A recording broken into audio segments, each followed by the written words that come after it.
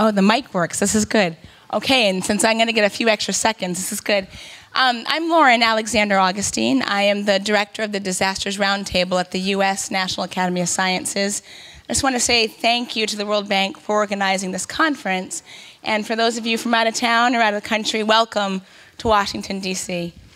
The organizers of the Making Ends Meet session recognize that everybody has a story that they want to tell. And we want to invite all of you to our session and help us to tell the story of how to make ends meet. So the story that we want to tell is about a need.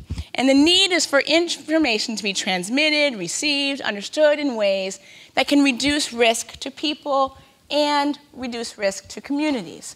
That's what the story is about. And like any good story, it has a setting, it's got some people involved.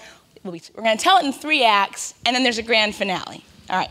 So the setting is that there's tons of data out there, abundant data. Now, I work at the U.S. National Academy of Sciences, where we call this the evidence base.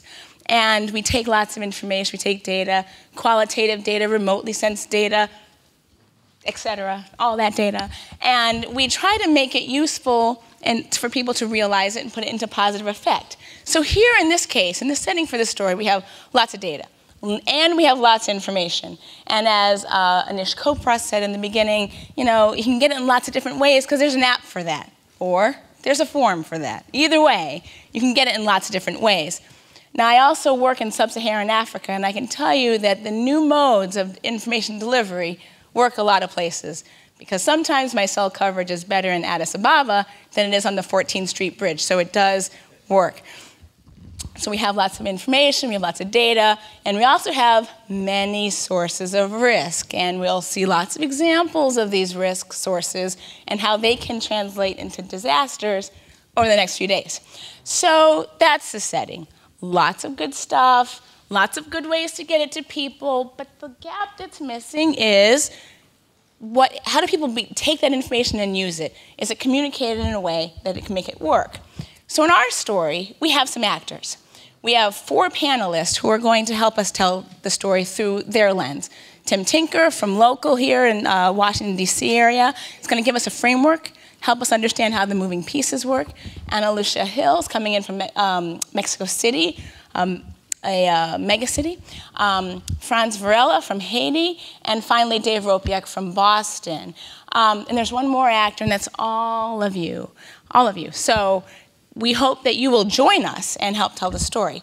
All right, so let me just go back to what the story is about. It's about this need, right, to connect information to people who can make it work to reduce risk. We're going to tell the story in 3 acts. The first act is pre-disaster, second act is during the disaster, and finally it's post-event. And so we're going to ask kind of 4 guiding questions along these 3 acts. One is, how do people behave when they receive risk information? Because we get all kinds of information, doesn't mean we act on it. So, you know, how do people act when they get it? Second is, what's the role of all these whiz-bang things, the things that buzz, beep, you know, knock you in the hip, social networking, what's its role in this? The third question, guiding question we'll talk about is how do technological innovations in natural hazard risk assessment help reduce human suffering? So that's the whole point, right? To get the information out there so that you don't have a disaster. But how does that really work?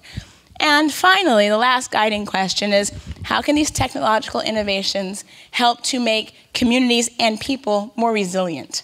So those are kind of the guiding questions. Now, we hope to have a pretty open conversation, which brings us to the question of, how does this thing end? And, well, we don't really know, because the story is actually incomplete. So we're hoping that we have all of you come to our session to help us construct the ending of the story, but maybe it's not really an ending.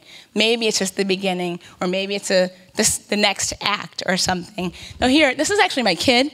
She's 3 in this picture, and she's alone, and she's making something amazing.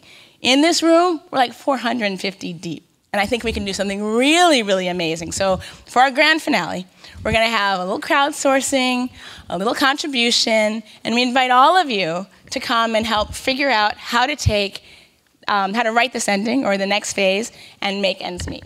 Thank you.